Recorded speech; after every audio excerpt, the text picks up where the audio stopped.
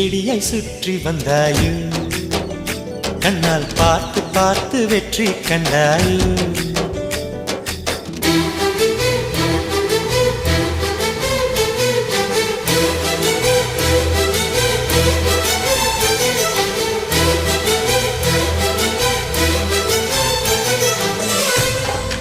Hi.